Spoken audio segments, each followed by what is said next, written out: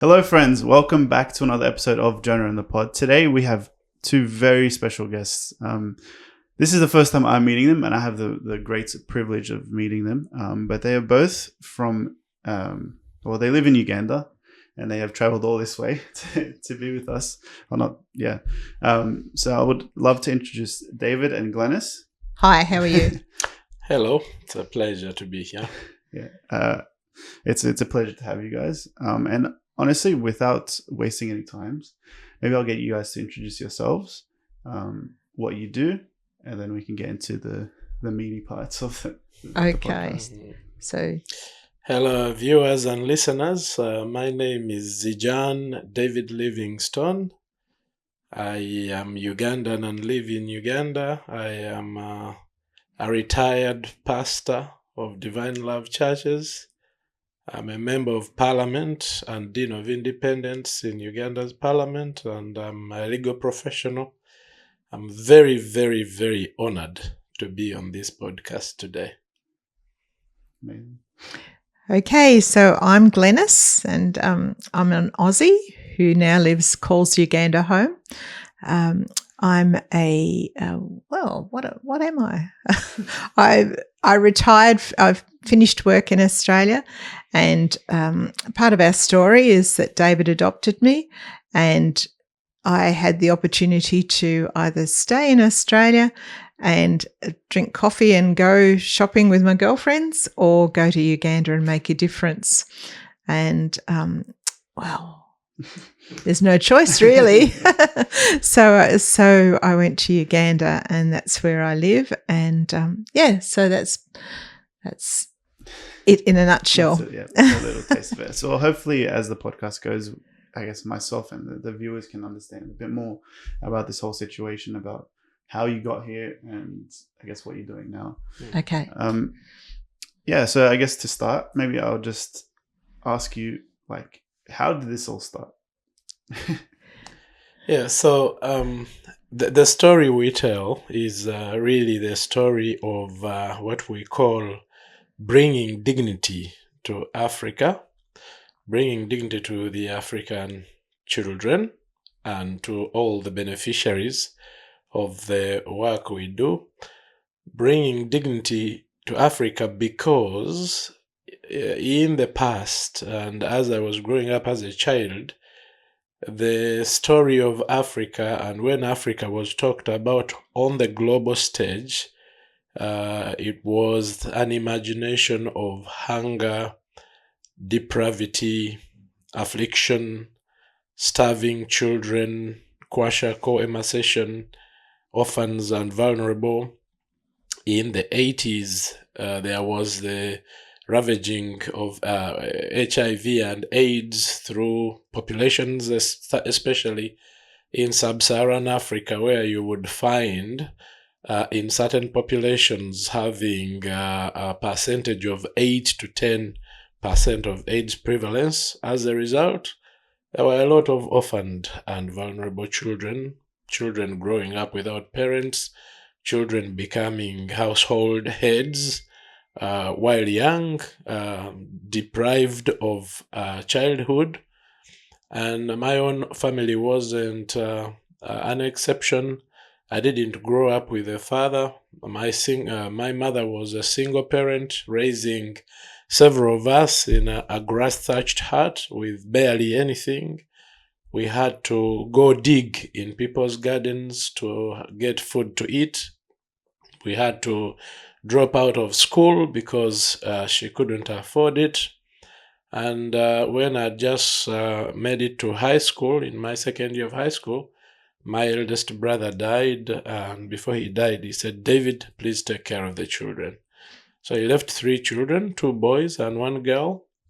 And I walked from the hospital after he passed, going back home in high school, not knowing what I was going to do to really take care of the children. I had nothing myself, but I had the determination. And somehow, having been reached with the gospel, somehow I had faith that God would provide for these children. So I took up the call and started living with them wherever I lived, feeding on whatever I had, and working and paying for their education, and telling friends around the world. I grew up near the Youth with a Mission base, YWAM, and I started building a network there.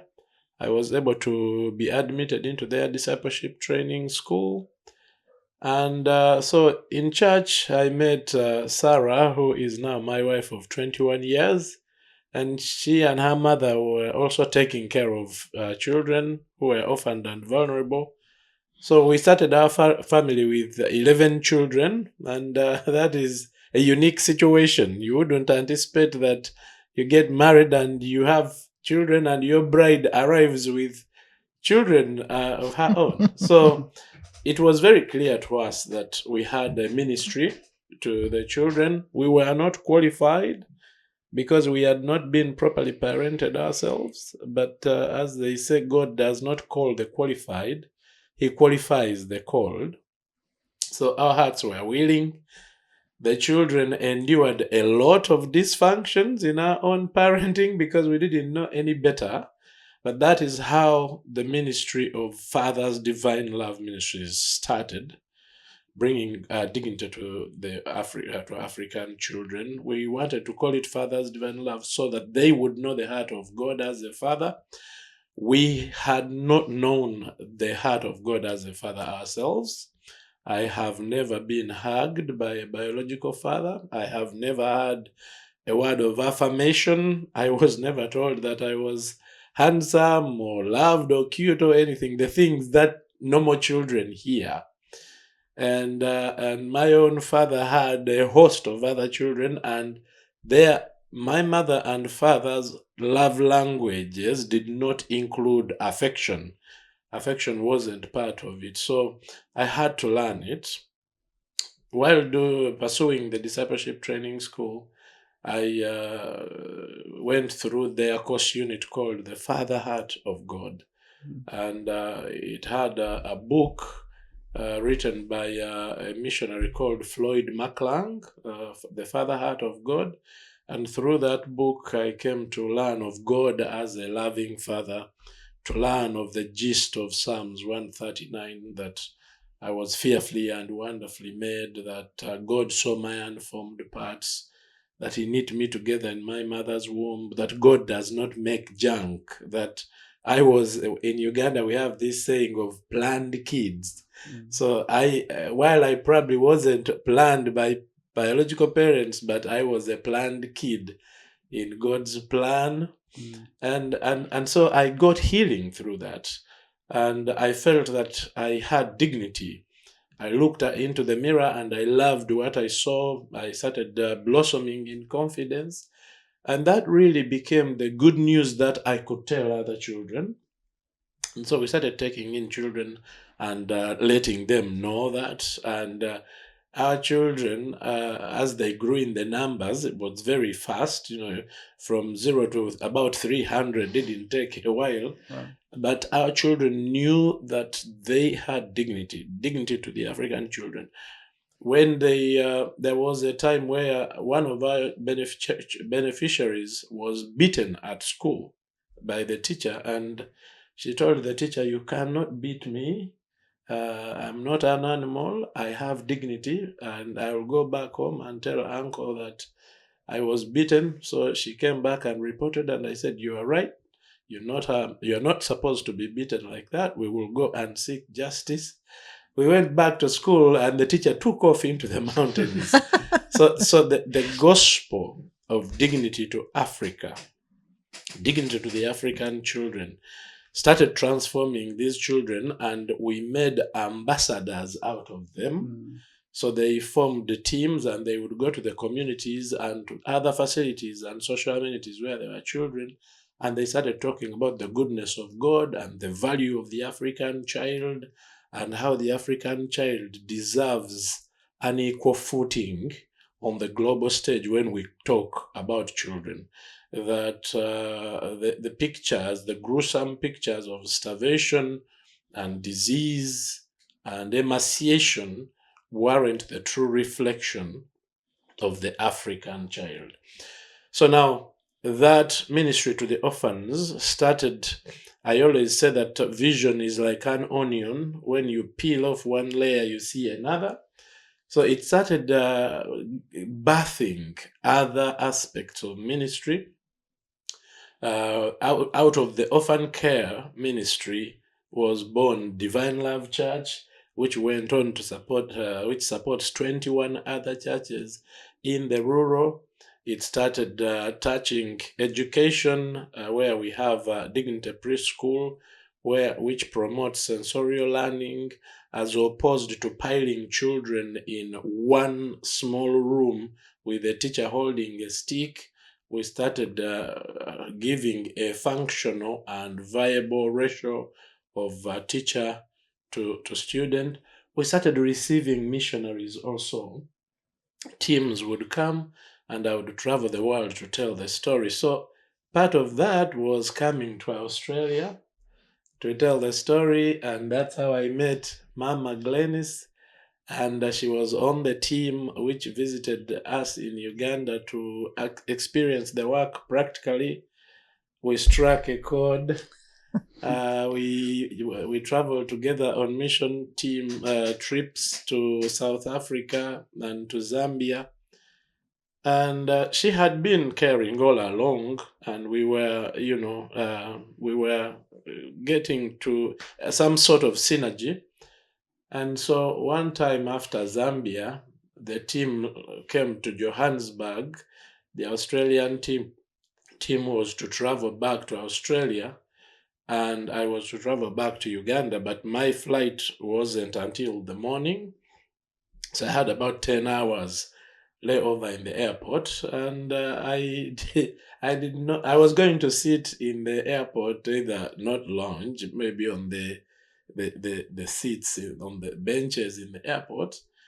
Everyone else left, but she stayed with me, and she made sure that I had a hotel room to sleep overnight.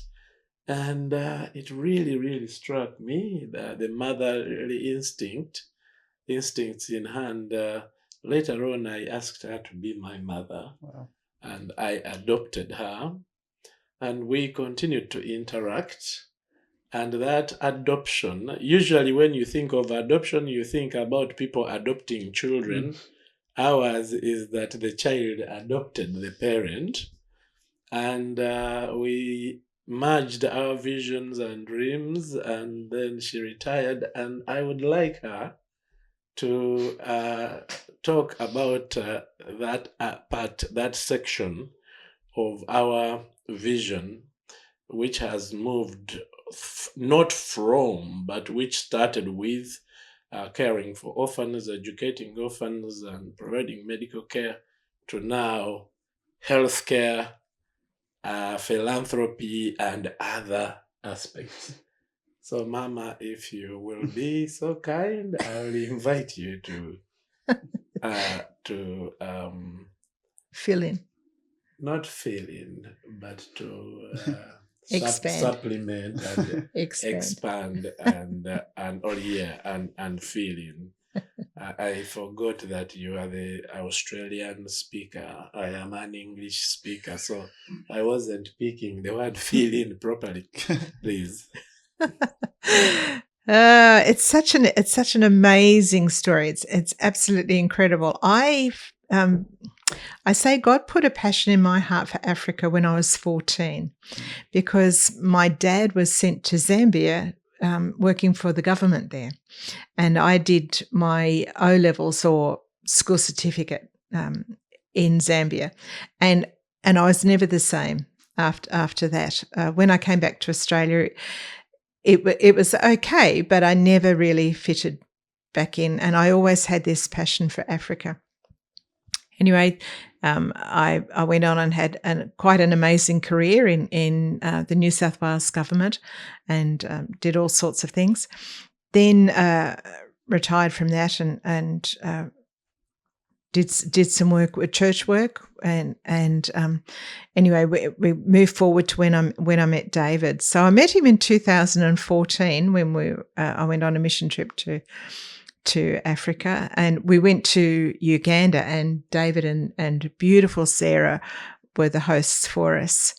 And we related, but it wasn't it was just he was our host, and they were lovely, and then we moved on. But the work I was doing involved some project work in Uganda, and it meant that I was in touch with David a lot, and we soon realised we had a similar sense of humour, and our relationship just deepened. Then, as David said, we were on a mission trip to South Africa, and even through that time, it deepened. And then, as he refers to the episode at the airport, which I just couldn't imagine leaving somebody in the airport, and we were all fine, but just leaving somebody there, it just didn't enter my head that was even appropriate. So so I just sorted that out, and we maintained contact. Then I was going back to Uganda later on, and he said, I'd like you to be my mum. And now in Africa, a lot of people, older women, are called mama or mama, and it's quite a common term. But this is not like that. This is as if I had raised him from. It's an amazing relationship. I'd never given birth. I'd never been married. And I had always had this desire, but I would never admit it, that I wanted my own child. But it just proves that God is God. El Roy, he sees and he knows, and in his timing and his planning, things come to be. The job I did, I could not have done that work if I had been a mum with children, and that work has also proved so helpful in what we're doing now. So so when I look back, I just see God's hand leading and leading through all my life. So now, I went over to Uganda for Christmas, and it was just before COVID hit, and COVID hit everybody, and Uganda just as much as Australia. So that sort of derailed things a bit. Then, as soon as I could go back again after COVID, I went back. So we started about talking about forming a company, and also David said, I'm your only child. If you get sick in Australia, I can't just drop everything and come. If you come to Uganda, we can look after you if anything happens. We also did look at David coming and the whole family relocating to Australia, but David's qualifications as a lawyer, and he would have to go through a whole lot of extra, jumping hurdles to be recognised here.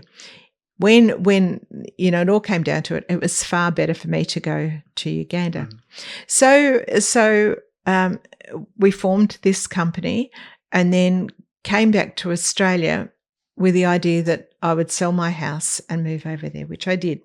But before we get to that point, when I was in Uganda at that stage, and we knew that I was going to come back to sell my house, we started to look at ways of raising money. David's travelled many years trying to raise money to fund the work, but the charity dollar is getting harder and harder to get. But also, we believe God has given us skills, so it's not right to expect other people to put their hand in their pocket all the time when we have skills that we can employ to generate income. Not that we do need donations, but we can't just sit back and say, you give and we don't contribute anything. So we had looked at buying commercial properties. We looked at little shopping centres. We looked at all sorts of ways to generate income, and nothing got us excited. It was just going to be a matter of, okay, we're investing in these and we'll get return. But I was in Australia. I put my house on the market on the 6th of May. It sold on the 26th of May. So 20 days, and it was sold. So in all that time, David was still looking at different, and we kept sending me things. Look at this. What about? And thinking, but then nothing happened. In June, he sent me an email saying, "Look at this website." He never said what the website was. He just said, "Look at this." I looked at it. It was a hospital called Al Mecca, and it was on the market. It was a forced bank sale in Ginger. As soon as I saw it, honestly, I got shivers. I'm not a hospital person. I have worked in a hospital, but in administration. That's my area, not medical stuff. So I looked at this hospital, and I just got excited, and I said, "Wow." Anyway, to cut a long story short, God opened the door, and we were able to buy that hospital outright. Wow. So we sold my house. We bought that hospital outright. It's on, what is it, 1.7 acres. 1.7 acres, and it's got 12 buildings. Now, it was built in 2013 by a Ugandan man and a Norwegian philanthropist, but they hadn't maintained it. And with any business, you've got to keep, you can't just get it and then just sit there. You have to work, and you have to plow back profit back into your business. They hadn't been doing that. The philanthropist had done his part. He'd helped with the setup, and then he was out. But it was left to the Ugandans. Anyway, the bank forced them to sell, so we were able to buy. So we bought this hospital, and we bought it that year. But then in the next, we closed it for 12 months because it needed so much work done on it. The wiring wasn't connected because people hadn't been paid, so they'd come and taken the wires. The toilets had maggots in them. The plumbing hadn't been connected. Different things because people hadn't been paid. Yeah. So we invested and spent a lot of money, and we officially opened on the 6th of May. There was a little celebration in England on that day when the king, I think a king was coronated. Yeah. We had a massive celebration in Ginger on that day when we opened the hospital, and so we've been working ever since. We're a long way from finished, but since we opened on the 6th of May, we've had at least 30 babies delivered. Wow. And that's an amazing experience. So it's been a recent thing, yeah. Yes. Okay, that's crazy. I didn't realize how recent it was. I didn't realize it was this opened last year? 23. Yeah, 6th of May, 23. Yeah. Okay. Wow, that's insane. So I have a few questions. Yeah. Firstly, you guys are fantastic at explaining and just, I guess, like just putting it all on a platter for us. That was fantastic. Just to take it back a little bit, I would love to hear a little bit about how you guys individually came to know Christ. You first. I was, as I said earlier, my mother raised us as a single mother, many of us. In sub-Saharan Africa, you are automatically the religion or the faith of your father. So if your father is Anglican or Catholic or Muslim, you are born of that faith. So my father was Protestant, Anglican. My mother was Catholic. But as I said, I never saw my father until I was 17. My mother had her own troubles, and she never went to church. So she was a Catholic by baptism because her own father had been a Catholic. So I was not churched. But in the early teens, there was a Baptist mission that established a base near us, and a youth with a mission base also near us in the same community. So the Baptist mission students would come to the communities to reach out to preach the gospel. As their outreach exercise for the students, they came. I was in my first year of high school. They preached. I don't remember what they preached. I don't know I don't remember what they said, but I accepted the gospel and accepted to be a Christian.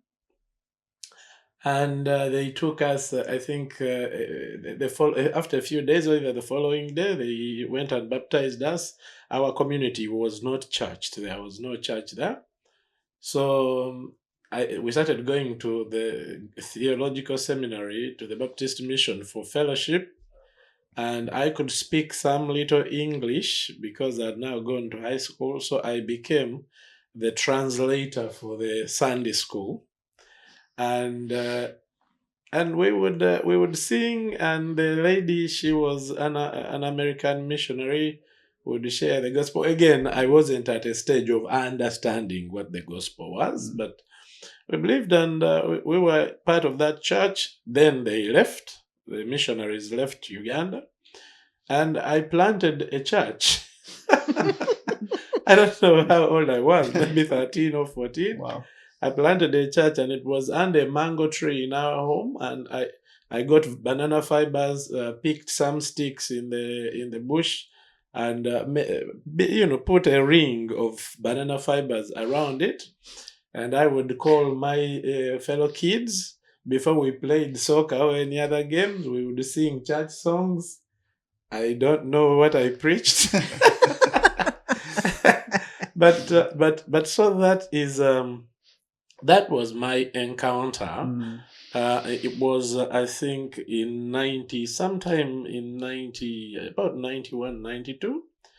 And then I just fell back. I didn't continue that because there was no understanding of the message behind it. But I started identifying myself as born again Christian. And Anglican, because I was born Anglican. My father was apparently Anglican. It wasn't later. It was really later on, I think, towards like 17, 19, that I had opportunity to hear the gospel properly through Youth with a Mission, and to know the truth of Scripture, and then rededicated my life to Christ, and went and did the discipleship training school and joined the mission field. Yeah, so it was childhood faith. Later on, I understood what it was. Yeah, wow. Yeah. It was on your heart, like from early stages, to work for God, even though you really didn't understand. That's very interesting. Yes, I have always been in service, whether formally or informally, and in Africa, in my setting, it wasn't really a big call. It was just like really a part of how we live, a part of life. Even the caring for the orphan children wasn't like, oh, I sat down and thought that I should be, be an orphan care minister or something like that.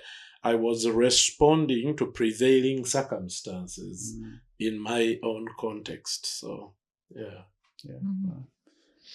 Well, I say I went to church from conception because our family, just like mum and dad, were committed Christians, and they took us to church. And there was no excuse. You had to be virtually on your deathbed to get out of going to church. But I made my commitment at a Christian Endeavour camp when I was 11 down at Bundina.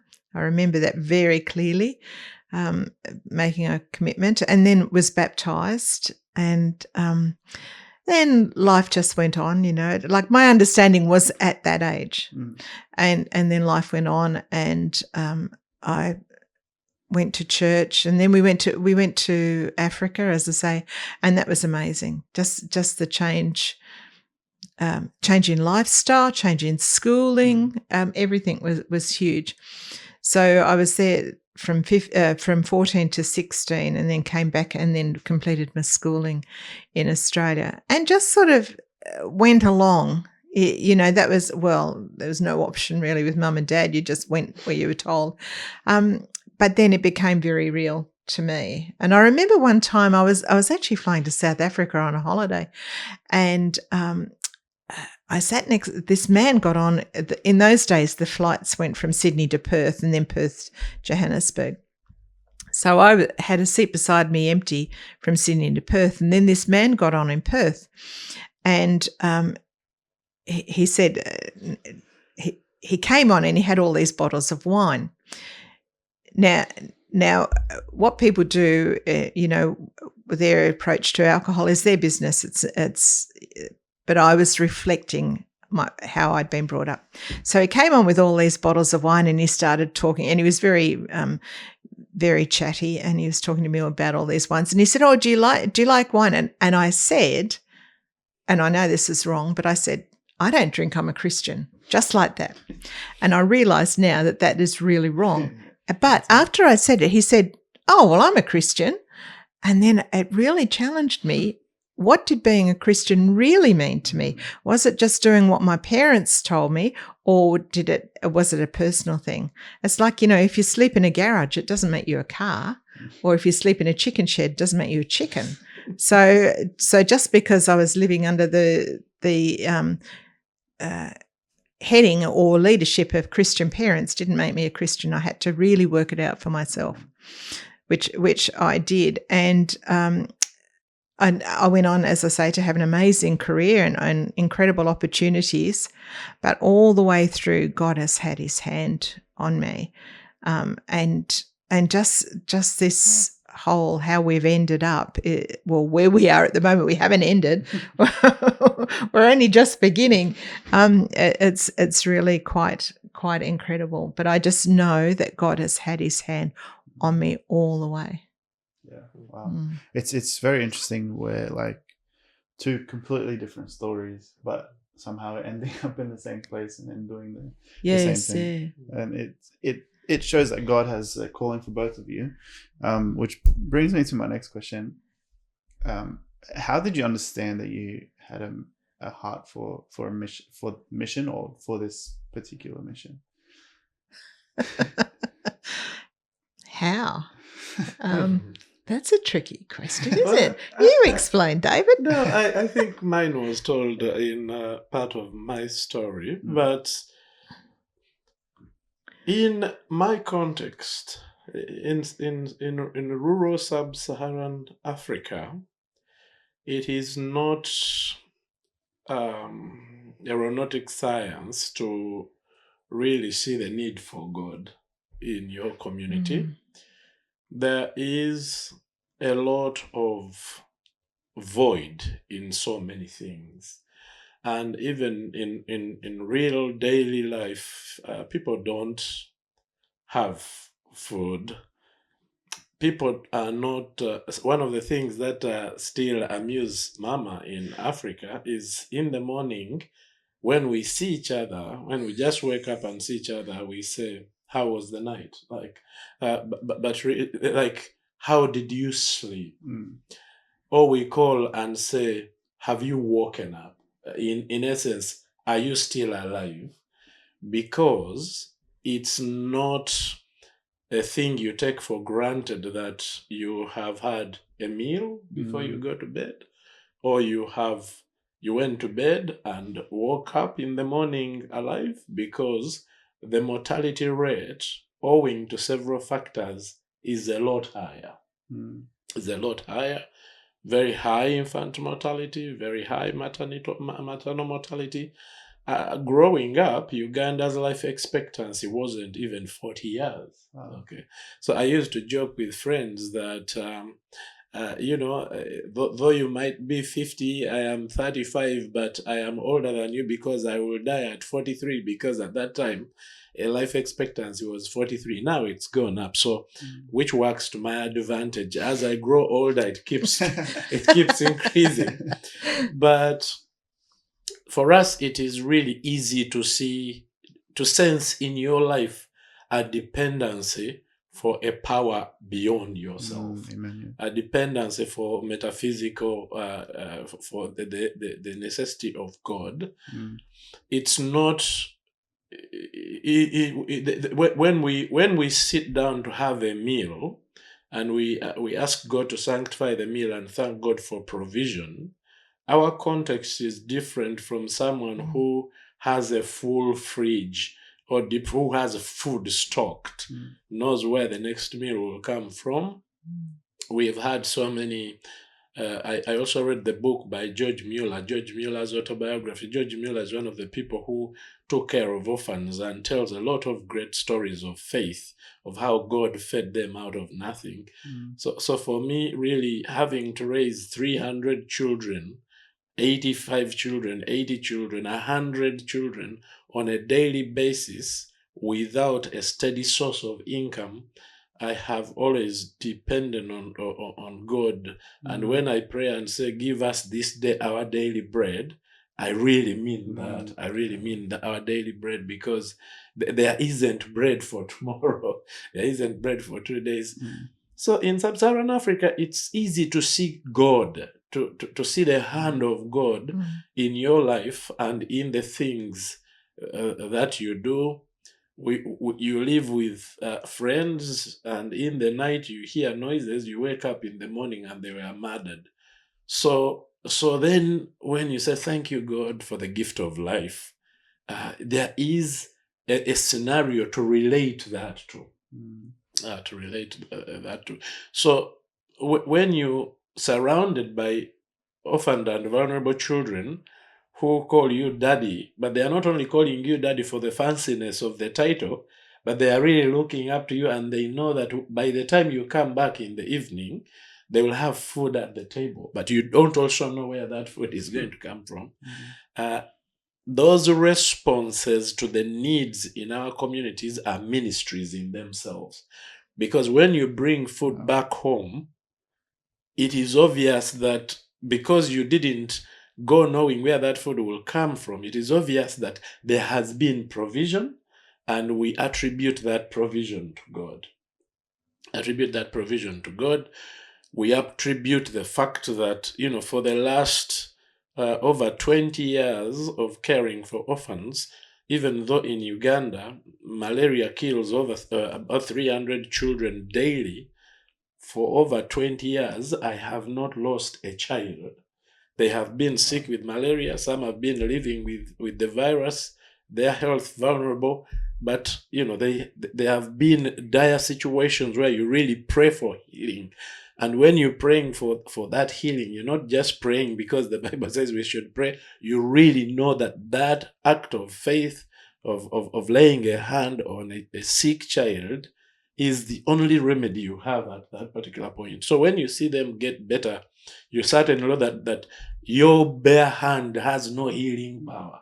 It's really God honoring your act of faith. Wow. So when we took care of orphans and sat and would have devotions in the base, people would hear the praises and they would come and join us. And that's how the church was born. That's how the churches have been born. So it is not even that you sit and plan this, but there is a reaction to the act of ministry that you do, and then it turns out that was ministry. That was ministry, that was how a church, because probably in Australia, maybe that's not how churches are born.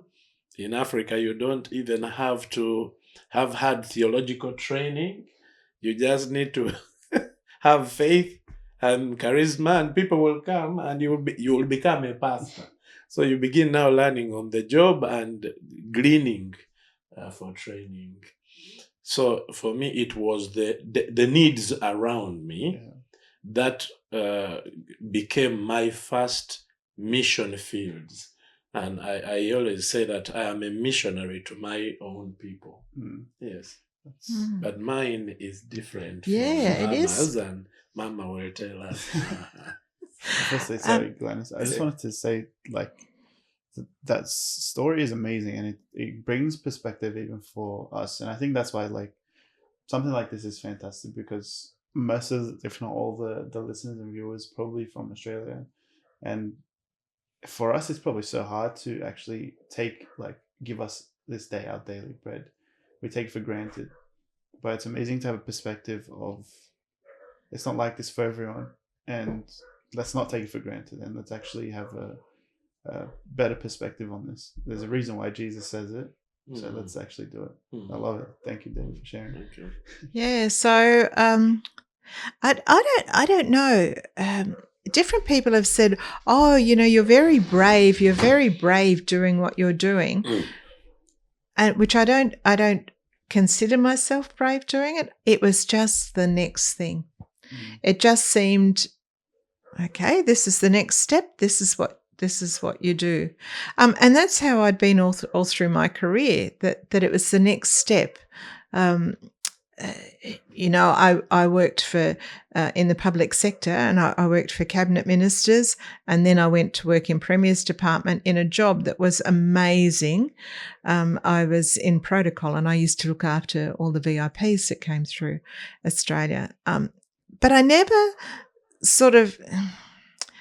sat down and planned where I was going, but it just seems to me that God opened doors and also shut doors. And so I had a really responsible job, and I was seconded to the Prime Minister's department, then came back to the New South Wales government, and then the door started to shut. And at first I didn't realise I sort of got annoyed, but the door definitely shut. And for 7 months I tried every day to get a job, and I couldn't get a job. Now, with the experience I had, that shouldn't have been the case. And then the door opened, and I went to work for a denominational head office. And then from there, and I worked there for a couple of years, and then from there, I went to work for this mission organisation. And then because of that, working in that mission organisation, I met David. And so I just see when an opportunity came, rather than planning everything, that God had opened those doors. We'd grown up in our family focused on missions. We had a very dear friend who was a missionary in India. And I was always passionate about what she did. Well, not so much passionate, but very interested in what she did. When we lived in Zambia, we had quite a bit to do with some missionaries there, and they were American missionaries, and their style of living was a bit different to missionaries that from our background. But I don't know. It's hard to explain. But I just had this fascination and interest in it. But then when I worked for the mission organisation and went on mission trips to Africa, it just reignited this whole. I just love it, and now being there, it's challenging, it's stretching. Some days I think, what on earth am I doing here? But I tell you, it grows your faith. And like David said, when you pray about provision, you really know about it. Like here, you can buy in Australia, you can buy whatever you like. If you're having trouble with finances, you can apply for Social Security. And there are handouts. Like there are so many places now that are doing pantries that you can get food from if you need to. You can go to Salvos and get things. You can go to St. Vinny's and get things. A Lifeline. There's all sorts of places. In Africa, you can't. And I tell you, it has really.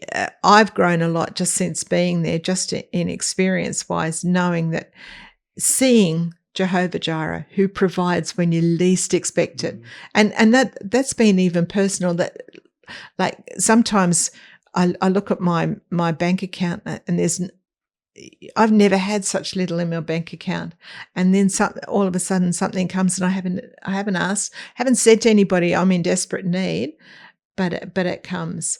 The wisdom God gives you when you least expect it, and you think, where are those words coming from? I don't know where that's coming from, but God gives you wisdom. He gives you comfort. It's just been an amazing experience. Yeah. That's amazing. God's providence. Sorry, the phone's just going off. I'm sorry. No, that's okay. Just cut it off. That's all right. Yeah. That's amazing. So it seemed like for David, it was the need, seeing the need around him. It seemed like it started as a gradual thing for you, but then it turned into just seeing the need around you as well. I guess a question I have is like, for us that are living in Australia, how can we be helping with whatever is the need, or how can we actually see the need a bit more? I think my part of the answer to that is, the world is one community. In my perspective, we say it's a global village, and we have the privilege that our era is well wired, well networked, and it is easier to appreciate circumstances beyond where we are geographically, to be able to know what is happening. I'm in Australia, but I am following what is going on in Beirut. I'm following what is going on in Florida. I'm following what is going on in Africa and here in Australia, where I am at the moment. And of course, there is need everywhere. And that is why there is donor fatigue in the philanthropy world, because there will always be greater need than provision. We say where there is vision, God is provision, but a lot of times you find that the provision isn't matching up with the vision or the need at the moment. But there are several ways in which people can be part of what we are doing. I think that the first and sustainable approach is for people to know and appreciate what it is that they could be a part of. And that is our burden to make, in Youth with a Mission, we used to say to know God and to make Him known. So for us to know what the need is, but to make that need known to the people, to share, to cast our vision, to let people understand that there are orphaned children needing provision and education and healthcare, and there are communities needing healthcare where the hospital is fitting in, and the foundation which provides the philanthropy, the charity aspect of it, and the School of Health Sciences, which we are setting up, because you have a doctor to patient ratio of 1 doctor to 25,000 patients, Wow. 1 nurse to 11,000 patients. So it's our burden to share that need, and that's partly why we are seated here right now and taking advantage of this technology to tell the world. So first, the world has to know what we are doing and why we are doing it, and the short and long-term impact of it. Once they know, then how they have known and how it speaks into their inner person will trigger the kind of response they want to do. Some will say, I have heard you, I've heard about your need. I am a teacher or nurse here in Australia. I have my own family to raise, so I'm not quitting what I'm doing here, but I can be supportive. of course, from the Christian perspective, nothing beats prayer. So first, we need prayer partners, because quite honestly, there are things that money will not do. You know, if someone is waylaying me on the road in Africa, I don't need money to be protected. I need angelic intervention. So it will be an answer to some person praying for David, praying for Glennis, praying for our mission, for life, for protection. So we need prayer partners. Now, in supplement to the prayer partnership, we need provision. I can't tell you. There were years when I was audited, our work was audited, and it would show that I plowed through 400,000 US dollars a year to take care of the orphan bases, because we have several. And I would wonder, I was like, where did $400,000 come from? Like, I never wrote a grant. So I did not have the resources. Where did $400,000 come from? So, but then you would find that God had sufficiently provided. So, you need provision to feed the children. You need provision to educate them. You need provision to run this hospital. Although it's established as a company, in Uganda, you have to be either a company limited by shares or a company limited by guarantee, not for profit. So even though it's a company, the kind of investment we injected into this hospital, that's why there was a battle between investing in commercial real estate or investing into this hospital. The hospital was going to touch lives directly, save lives. When Mama talks about the 30 children born in that hospital, one would need to appreciate that there wouldn't have been a hospital in that radius, and that would have contributed to the infant mortality that we have. You have a lot of mothers bleed to death because there is no medic to look at them as they are giving birth. A lot of women are giving birth in their own homes or in makeshift maternity homes. So the hospital itself, the income it brings in of give and take 2,500 Australian dollars a month is barely enough to meet the wage bill. So for us to buy the medicine, for us to be able to treat, because we don't turn anyone away, for us to be able to extend acts of mercy, we need to fill in those expenses, and it takes partners who give financially. Right now, we are trying to raise money for a emergency medical services unit, an ambulance which is an ambulance, because we have something called an ambulance, but it's a box. It's a vehicle with a box behind and a pallet, like a bed. There is no intensive care unit element in that. And between our hospital and the National Referral Hospital is about 78 kilometers, but it takes over 4 hours because of the conditions of the roads and the traffic.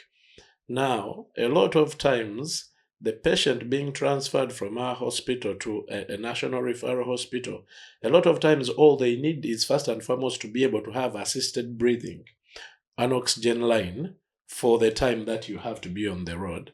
So if you have an ambulance which is just a box without oxygen, life will be lost.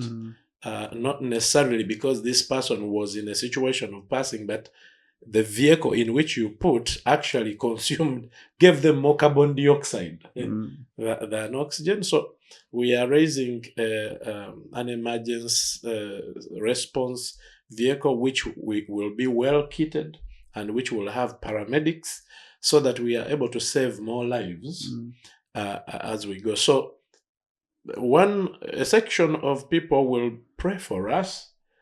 We also need people who will give.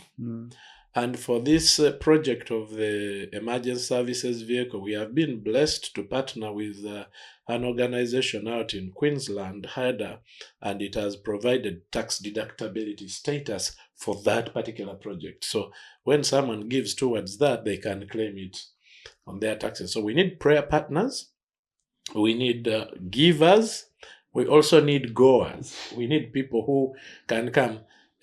Even those who give financially, it would be good once in a while to come and visit, because the experience you have on the ground. Mama and her team do missions on an island where there is more abject poverty and greater need, where $1 goes a little bit further. And so Mama goes there, and she has gone with teams, a couple from New South Wales, a team from Canberra, a team from Canada. So when people come and see it for themselves for the first time, not only for the first time, but it changes you. It's a different appeal. And such an advocate, when they come back here, they are more passionate and authentic, because they have been there, they have seen. So, it's one way of taking the gospel to the nations. So we really, a platform, we provide an opportunity, a platform for people to come and be the hands and feet of Jesus in our context. So pray, give, go, and spread the word. Spread the word. Here, I really appreciate this platform we have. Receive our newsletters. I ran this work for about 16 years before I sent out the first newsletter. And the first newsletter was because Mama came and had the skills to be able to send out a newsletter. I did it unconventionally. I would only post on Facebook. I am not. I lack the discipline and the composure to sit and organize the newsletter. I am more terrific on the field, but she compliments that. So even to yourself, I mean, if I'm inviting viewers and listeners to come to Africa and be the hands and feet of Jesus Christ, I better begin with you, who is 1 meter from me. Please come and record these things for yourselves. Come and tell in a different version. Mama, what do you think? I agree. Sorry, I ramble a lot. No, that's we love it. In Bible school, they said, David, when you are given opportunity to speak, stand up, speak up, shut up. Or stand up, be sincere, sit down. I stand and speak, but shutting up is a problem. I love it. No, it's great. It's great, because then you really are passionate, and so people then get to feel your personality too, rather than just be rigid. Look, when I went on my first mission trip in 2013, a friend who worked with me at that stage gave me a card, and it said, "Short-term mission, long-term consequences."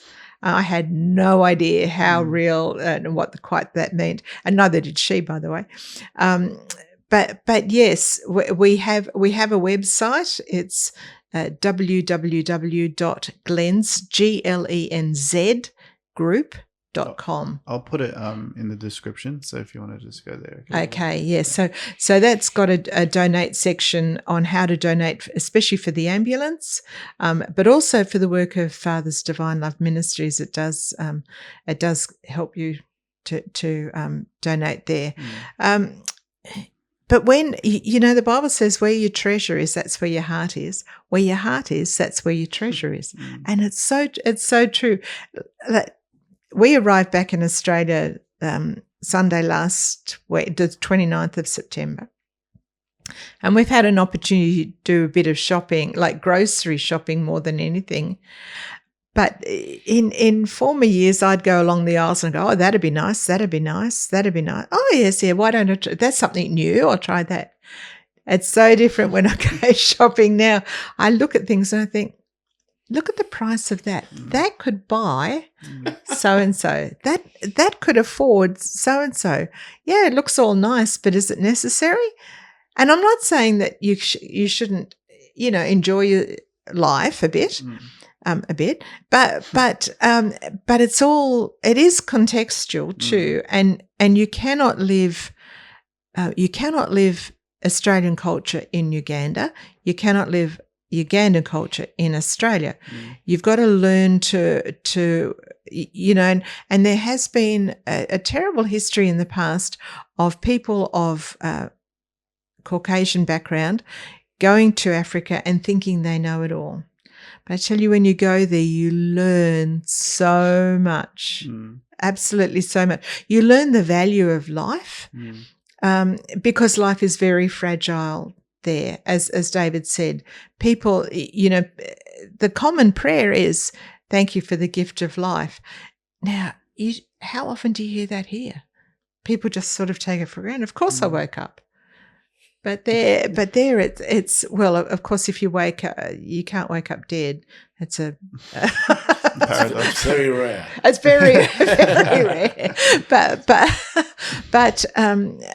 But we just go to bed expecting that we'll wake up. Why won't we? We go to bed expecting. Of course, there'll be something to eat. But I said to some friends the other day, here you expect to have 3 meals a day. You expect it to have 3 meals a day. I know there are some people who struggle a bit, but you do expect to have 3 meals a day. Well, often I have 2, and I'm still fine. Nothing like I didn't drop. You learn different values. And I think that's been incredibly an incredible blessing, actually, to learn the value of things. So I live off my superannuation. I have never limped from pension day to super day to super day. But in Africa, sometimes I think, gee, this is bit tight today or this week, I'm just going to make it. But God always, the provision always comes, and it's priorities. Yeah, it's definitely priorities. Yeah, amazing. Yeah. But there's also here, when you reach a certain age and your hair turns a certain color, you can become invisible. Like we call it invisible. You're a long way from that, Jonah. You'll only know this by hearing about it. But as you get older, and you tend to lose relevance. People think, oh, well, you're older. What would you know? You're a has-been, whatever. But over there, and this isn't the reason I'm there, but over there's a huge respect, and just because of your years, there's a huge respect that you have experience, that you do know what you're talking about, which is quite amazing too. Yeah. Honestly amazing.